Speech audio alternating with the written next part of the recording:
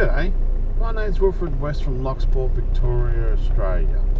Today's date's the 28th of the 8th, 2015, and it's 15 to 10 in the morning.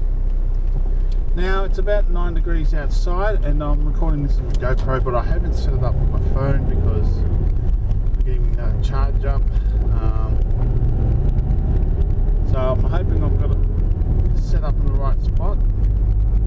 And I hope you like this video as well. Today we're going from my house to the Surf Beach Bakery, and we'll see how we go from there.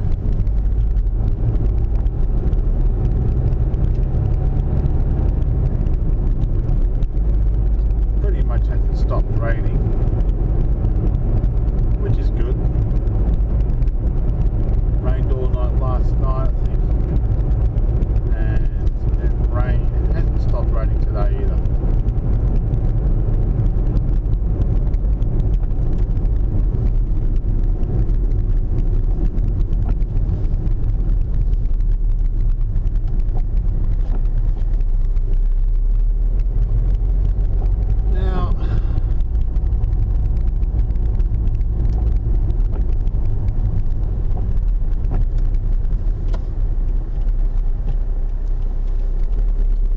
Something's been on my mind for a while.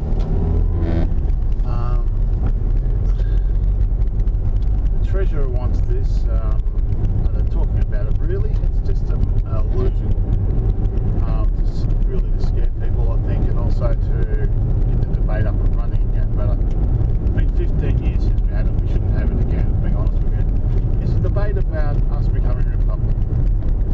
Honestly, if any Australians want this to be a republic, then they're fools, because we'll end up going down the American pathway of politics and stuff like that, where businesses will buy Senate members, will buy that, because there's no checks and balances are not going to be all there, as far as I'm concerned. Not only that, we lose the bloody Commonwealth Games, which we rock at most of the time. So we're going to lose. We can hold the Commonwealth Games, America can't. They're not a republic. Oh, they're not part of the they're a republic, but they're not part of the what we are. Sorry, yeah, not part of the Commonwealth. Sorry, just trying to concentrate on the road, the bunny road as well. So we can go to the Olympic Games and the Commonwealth Games. Now that's bloody brilliant, right? It's a good thing for Australia. Having the head of state, the Queen's the head of state, is still brilliant. Would you imagine Tony Abbott as the head of state? I mean, for God's sake, the man can barely hold himself in the political world as it is. Right? He's basically Liberal's pit bull terrier. That's the only way to describe him. He knows how to attack. He doesn't know how to build. He doesn't know how to strengthen economies and stuff like that. That's all he's good for. And some of his ideas, being honest with you, are so ludicrous.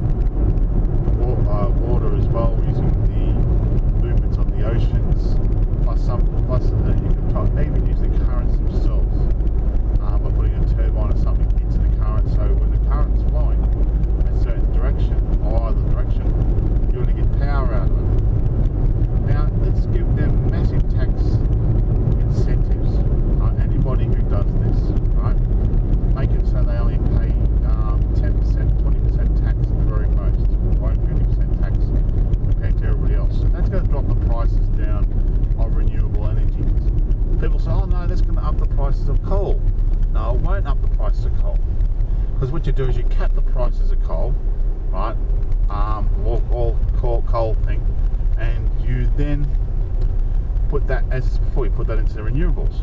Okay, well, I'll keep talking about this in a minute when I get back. We're at the surf beach now.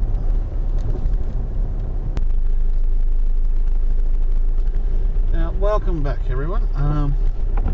You can see it's pretty much raining again. But first of all, let's go back to the discussion of being a republic. I'm quite happy to be where we are at the moment. If the Labor Party doesn't bring it up, then yeah, I would simply say we'll stay as we are, and they got my vote. Okay. The only way to change that would be another referendum, and I guarantee you that would fail. Now, that's the first thing. Now, the second thing, I'm against gay marriages. I'm not against gay marriage, but I'm against the name, using the name on it. Gotta look at it as a different thing. Okay, I've got no problem with Labor having individual votes on that, and that should be permanently put. Labor should not make their whole party vote one way or the other, that like the Liberals done. What they should do is continue having a mandatory vote. But I think if Labor gets in, it should be as a referendum. Put a referendum to the people. Everybody who's 18 and over and has rolled to vote should have their say on this. Okay, regardless of moral grounds or religious grounds or whatever grounds you'd like to have it. That is what I would like to do. But when they have to change the name or somehow we have to figure out how we would change the name so it doesn't offend other people as well. Okay, religious beliefs, religious ideas. That's the first thing. The second thing we have to do is we have to change the lawsuits and stuff like that. So if you're a florist and you don't want to, if your own religious belief, let's say you're a Christian florist and you don't want to do a wedding for gay people, either lesbian or two men getting married or whatever, and you don't want to do that for them, you should not be sued for your beliefs. Let's say you're a Muslim florist and they're just as bad. Say they're saying or a Christian or a Jewish one, and you don't want to do that. Fair enough, okay, you're losing money, but that's your choice as a business owner. Right?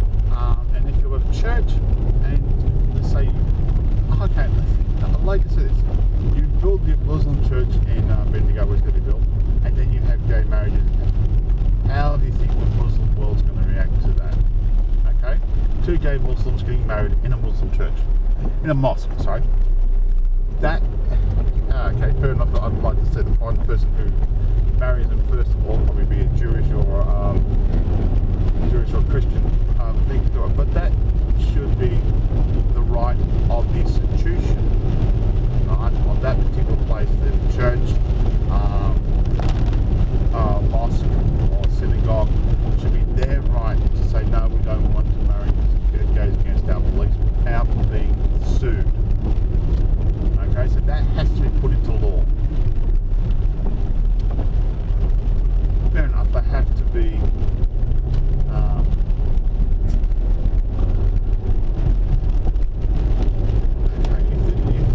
fair enough, they have to figure out how to do that, and they have to do that without discriminating against gay people, black people, or whatever, or discriminating against the church itself. So that's my personal view there. I'll be back in a minute talking about the solar panels and that.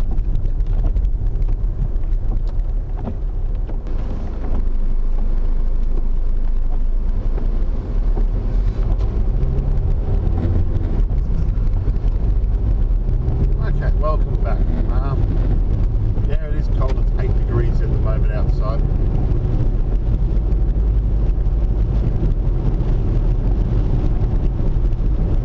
Now, as I was talking about solar panels and so renewable energy,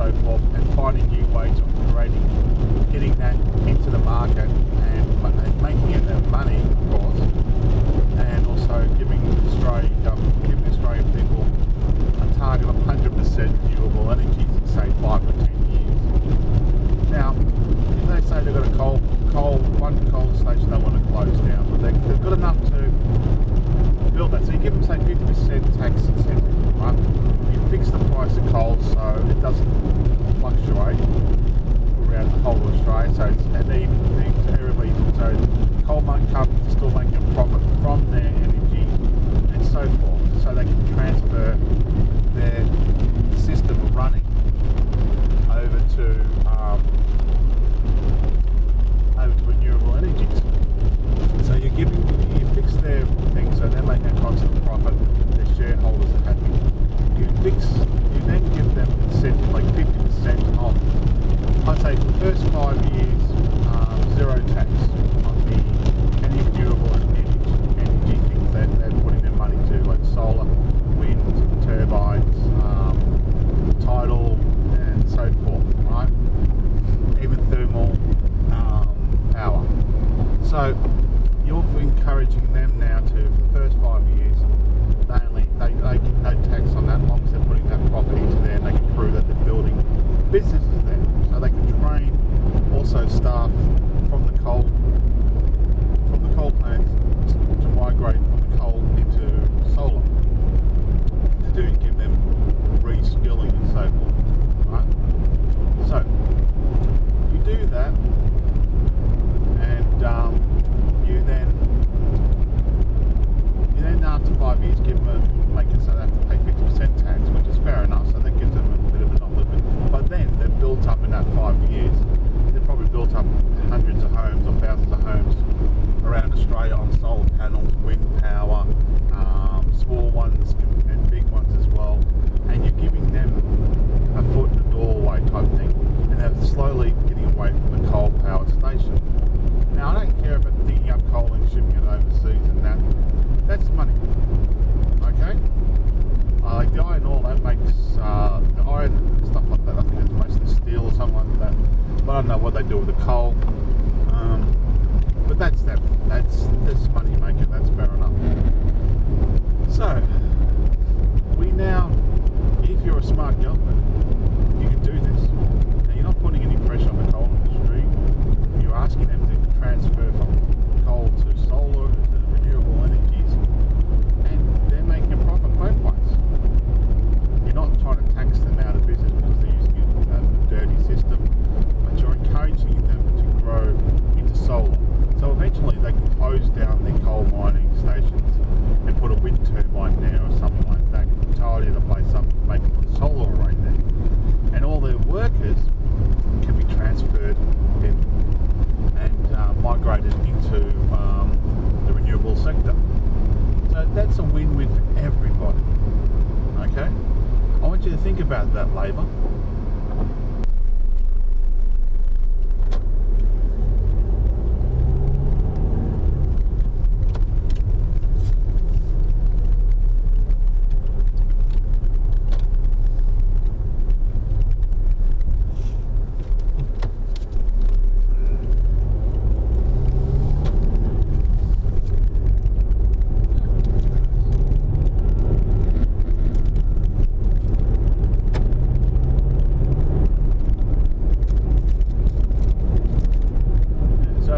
Stay Republic, have a referendum on the gay marriage system, on gay marriage.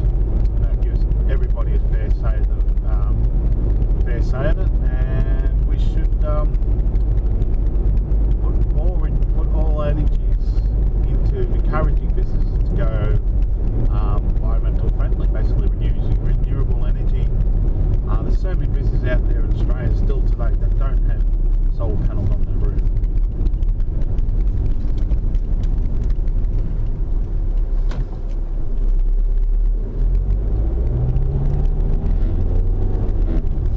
I mean, like a lot of businesses, right? They're not open Christmas time or something like that, have 4 weeks off, right? And you say you've got solar panels on your roof. No, fair enough, okay, your business might use more than what the solar panels could possibly produce. But for 4 weeks minimum every year, there's free power. There's free. Your roof is collecting your roof will be collecting free power. Simple as that. Same if you live in a windy spot, put a small wind turbine, not the big one. There's small ones you can buy for about 10 grand, I believe. I'd like to get one, and put that and test it how much actually energy you can get from that.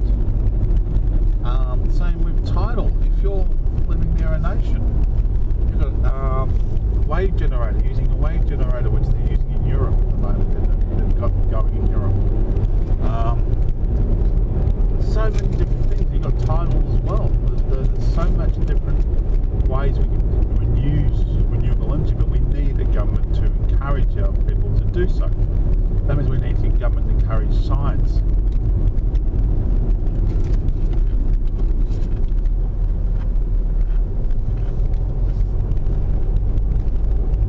We need more money in science as well.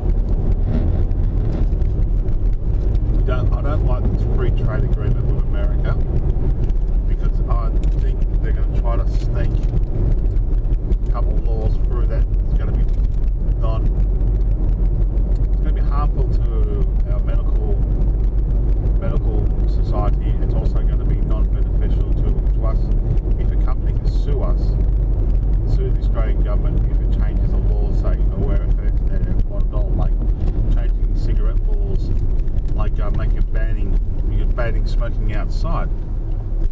That could harm the cigarette company, so therefore they'll be able to sue the Australian government for banning cigarettes outside. You see where I'm getting at this one? And they have money to do so. Right? They don't have to win, they just have to sue them and spend money and make the Australian government, or make that particular government non-thing. Not only that,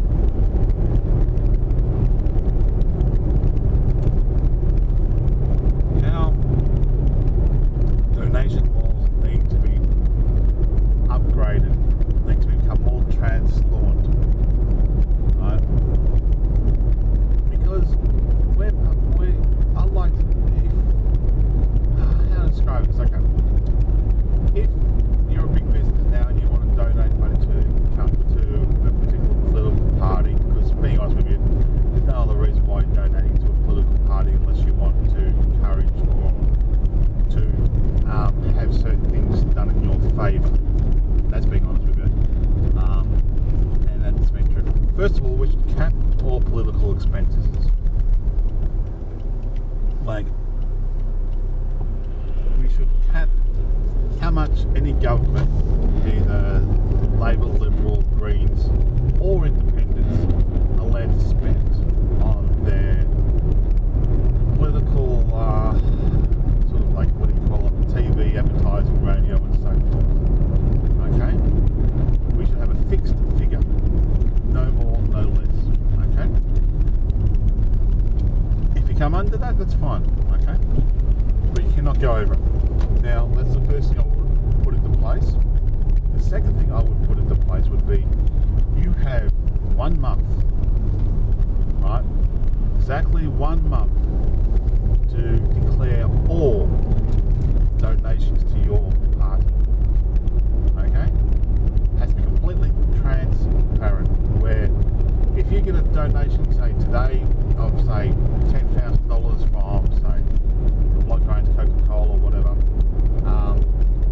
you have 1 month exactly from that date to declare it, or you will be fined half the amount of money you failed to declare. That's how it's got to be done. Okay, simple as that. That means you need proper. You've got accounts. Most of the politicians either accountants or bloody lawyers, for God's sakes. I would have that fixed in law, so no politician can say, "Oh no, I forgot," like Bill Shorten has, and so forth, and other politicians have in the future.